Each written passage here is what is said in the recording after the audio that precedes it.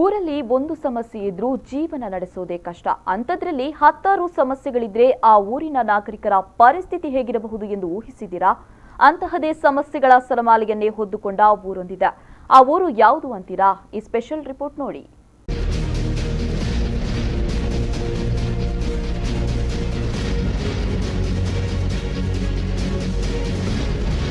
ಕುಂದಾಪುರ ತಾಲೂಕಿನ ಜಪ್ತಿ ಗ್ರಾಮವು ಬಸ್ರೂರು ಹುಣಸೆಮಕ್ಕಿಗೆ ಸಂಪರ್ಕ ಕಲ್ಪಿಸುವ ರಸ್ತೆಯ ನಡುವಲ್ಲಿದೆ. ಸಂಚಾರಕ್ಕೆ ರಸ್ತೆಯ ಹೊಂಡಗುಂಡಿ ಸಮಸ್ಯೆಯಾದರೆ ಬಿರು ಬೇಸಿಗೆಯಲ್ಲಿ ಕುಡಿಯುವ ನೀರು ಕಣ್ಣೀರು ತರುತ್ತೆ. ಮಳೆಗಾಲದಲ್ಲಂತೂ ವಾರಗಟ್ಟಲೆ ವಿದ್ಯುತ್ ನಾಪತ್ತೆಯಾಗಿ ಬಿಡುತ್ತೆ. ಬಿಎಚ್ ರಸ್ತೆ ಆರಂಭದಿಂದ ಹುಣಸೆಮಕ್ಕಿ ಸೇರುವವರೆಗೂ ಕೋಳಿ ಇನ್ನಿತರ ತ್ಯಾಜ್ಯಗಳ ಗೊಬ್ಬರಗುಂಡಿ. ಕೃಷಿಕರು ಬೆಳೆದ ಬೆಳೆ ಕಾಡು ಪ್ರಾಣಿಗಳು ತಿಂದು ಉಳಿದದ್ದು ಕೃಷಿಕರಿಗೆ. ಬಾಳೆಕಾಯಿ, ತರಕಾರಿ, ಹಣ್ಣು ಹಂಪಲು ಕೋತಿಗಳ ಪಾಲು. ಕಳೆದ 1.5 ದಶಕದ ಹಿಂದೆ ಜಪ್ತಿ ಗ್ರಾಮಸ್ಥರು ನೆಮ್ಮದಿಯಲ್ಲೇ ಇದ್ರು. ಯಾವತ್ತೂ ಅಕೇಶಿಯಾ ಮರ ತಲೆ ಎತ್ತಿತೋ ಅಂದಿನಿಂದ ಜಪ್ತಿ ಗ್ರಾಮಕ್ಕೆ ಸಂಕಷ್ಟಗಳು ಒಕ್ಕರಿಸಿಕೊಂಡಿದೆ. ಮೇ ತಿಂಗಳವರೆಗೆ ತೋಡು, ಹಳ್ಳ ಕೊಳ್ಳದಲ್ಲಿ ಹರಿತಾ ಇದ್ದ ನೀರು ಜನವರಿಗೆ ನಿಲ್ಲಿಸುತ್ತೆ. ಬೇಸಿಗೆಗೆ ಕುಡಿಯುವ ನೀರಿಗೆ ಟ್ಯಾಂಕರ್ ದಿಕ್ಕು. ಚಿರತೆ 2 ಬಾರಿ ದಾಳಿ ನಡೆಸಿ ದಾಳಿಗೊಳಗಾದ ಮಹಿಳೆ ಸಾವಿನ ದವಡಿಯಿಂದ ಪಾರಾಗಿದ್ದೇ ಅಚ್ಚರಿ. ಇನ್ನು ದನ ಕರುಗಳು ಚಿರತೆ ದಾಳಿಯಿಂದ ಪಾರಾಗಿಲ್ಲ. ರಾತ್ರಿ ಜಿಂಕೆಗಳ ಓಡಾಟ, ದ್ವಿಚಕ್ರ ಸವಾರರಿಗೆ ಪ್ರಾಣ ಸಂಕಟ. ರಸ್ತೆ ಬದಿಯಲ್ಲಿ ಬಿದ್ದ ಮಾಂಸ, ಕೋಳಿ ಇನ್ನಿತರ ತ್ಯಾಜ್ಯದ ರಾಶಿಗಳಲ್ಲಿ ನಾಯಿಗಳ ಕಿತ್ತಾಟ ಮಾಮೂಲು. ಒಟ್ಟಿನಲ್ಲಿ ಜಪ್ತಿ ಗ್ರಾಮದವರ ಜೀವನ ಕಬ್ಬಿಣದ ಕಡಲೆ. ಊರು ಬಿಟ್ಟು ಹೋಗೋದಕ್ಕೂ ಆಗದೆ ಇರೋದಕ್ಕೂ ಆಗದೆ ಇಲ್ಲಿನ ಜನರು ಸಮಸ್ಯೆಗಳ ನಡುವಲ್ಲೇ ಬದುಕು ಕಟ್ಟಿಕೊಳ್ಳುವುದು ಅನಿವಾರ್ಯವಾಗಿ ಬಿಟ್ಟಿದೆ.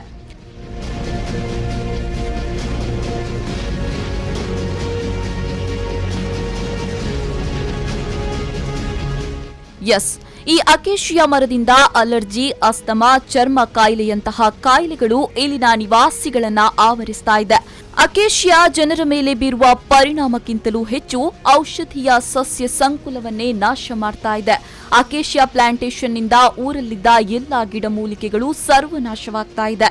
ಅಕೇಶಿಯಾ ಎಲೆಗಳು ರಬ್ಬರ್ ಹಾಗೆ ಇದ್ದು ಉಷ್ಣಾಂಶ ಹೀರಿಕೊಳ್ಳದೆ ಹಾಗೆಯೇ ಉಳಿತಾ ಇದೆ. ಒಣಗಿದ ಎಲೆ ಕೊಳೆಯದೆ ಗೊಬ್ಬರವೂ ಆಗೋದಿಲ್ಲ. ದೇಶೀಯ ಸಸ್ಯಗಳ ನಾಶ ಮಾಡುವ ಅಕೇಶಿಯಾ ನಮಗೆ ಬೇಕಾ ಅನ್ನೋದು ಊರ ಜನರ ಮುಂದಿರುವ ಪ್ರಶ್ನೆ. ಮನುಷ್ಯರ ಆರೋಗ್ಯದ ಮೇಲೆ ಒಂದೇ ಅಲ್ಲ, ಪ್ರಾಣಿ ಪಕ್ಷಿಗಳಿಗೂ ಅಕೇಶಿಯಾ ಆಶಾದಾಯಕವಾಗಿಲ್ಲ. ರಬ್ಬರ್ ಪ್ಲಾಂಟೇಶನ್ ಹಾಗೆ ಅಂತರ್ಜಲ ಹೀರಿ ಅಕೇಶಿಯಾ ಬೆಳೆಯೋದ್ರಿಂದ ನೀರಿನ ಮಟ್ಟ ಕುಸಿತಕ್ಕೂ ಕಾರಣವಾಗ್ತಾ ಇದೆ. ದೇಶೀಯ ಮರಗಿಡಗಳು, ಹಣ್ಣು, ಹೂವು, ಎಲೆ ಎಲ್ಲವೂ ಪ್ರಾಣಿ ಪಕ್ಷಿಗಳ ಆಹಾರವಾದ್ರೆ ಅಕೇಶಿಯಾ ಮರದಲ್ಲಿ ಅಂತ ಯಾವುದೇ ಉಪಯೋಗವಿಲ್ಲ. ಅಕೇಶಿಯಾ ಗಿಡದಿಂದ ತುಂಬ ಆರೋಗ್ಯ ಸಮಸ್ಯೆ ಆಗ್ತಾ ಇದೆ. ಸಣ್ಣ ಸಣ್ಣ ಮಕ್ಕಳಿಗೆ ಇದರಿಂದ ಉಬ್ಬಸದ ಪ್ರಾಬ್ಲಮ್ಮು, ಮತ್ತು ಸ್ಕಿನ್ ಅಲರ್ಜಿ, ಮತ್ತು ಬೇರೆ ಬೇರೆ ಥರದ ಸಮಸ್ಯೆಗಳೆಲ್ಲ ಆಗ್ತಾ ಉಂಟು. ತಲೆನೋವು ಬರ್ತಾ ಉಂಟು. ಅದು ಹೂ ಬಿಡುವ ಸಮಯದಲ್ಲಿ ತುಂಬ ತಲೆನೋವು ಬರ್ತಾ ಉಂಟು. ಆ ತಲೆನೋವು ವಿಪರೀತ ಅಂತ ಹೇಳಿದರೆ ಅತೀ ವಿಪರೀತವಾದ ವ್ಯಾಧಿ ಅದು. ಮತ್ತು ಮೂಗು ಕಟ್ಟುವುದು ಇತ್ಯಾದಿ ತುಂಬ ಸಮಸ್ಯೆಗಳು ಅಕೇಶಿಯಾ ಗಿಡದಿಂದ ನಮ್ಮೂರಲ್ಲಿ ಆಗ್ತಾ ಇದೆ. ಈ ಅಕೇಶಿಯಾ ಪ್ಲಾಂಟೇಶನ್ ಆದ ನಂತರದಲ್ಲಿ ನಮ್ಮ ಊರಲ್ಲಿ ಈ ಸಮಸ್ಯೆಗಳು ಕಾಣಿಸ್ತಾ ಉಂಟು. ಇದರಿಗಿಂತ ಮುಂಚೆ ನಮ್ಮೂರಲ್ಲಿ ಯಾವುದೇ ಈ ಥರದ ಬಾಧೆಗಳೆಲ್ಲ ಇರಲಿಲ್ಲ. ಆರೋಗ್ಯ ಸಮಸ್ಯೆ ಆದ್ದು.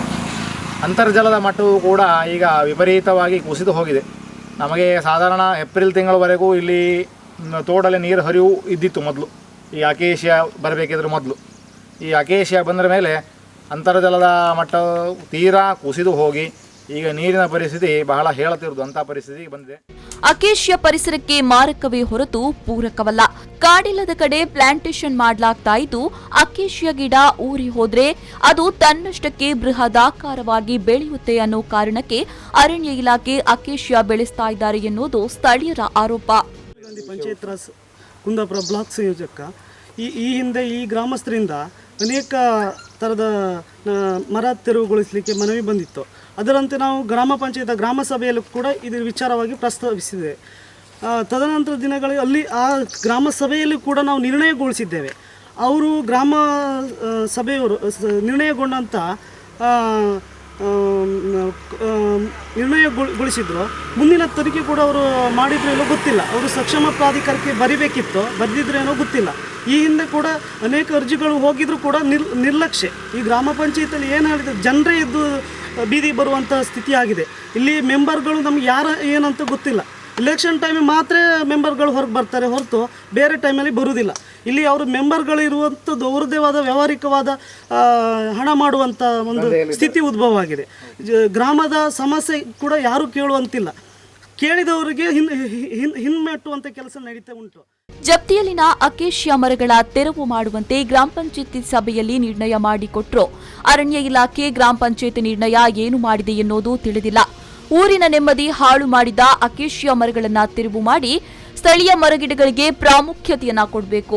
ಅಕೇಶಿಯಾ ಮರಗಳು ವಿದ್ಯುತ್ ಲೈನ್ ಮಧ್ಯದಲ್ಲಿ ಹಾದು ಹೋಗಿದ್ರಿಂದ ಮಳೆಗಾಲದಲ್ಲಿ ಬರುವ ಗಾಳಿ ಮಳೆಗೆ ವಾರಗಟ್ಟಲೆ ವಿದ್ಯುತ್ ಇಲ್ಲದೆ ಕಳೆಯಬೇಕು.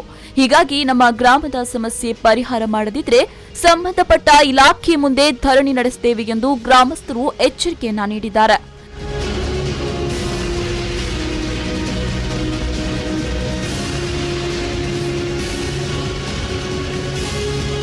ಶ್ರೀಕಾಂತ್ ಹೆಮ್ಮಾಡಿ, ವಿ4 ನ್ಯೂಸ್ 24/7 ಕುಂದಾಪುರ.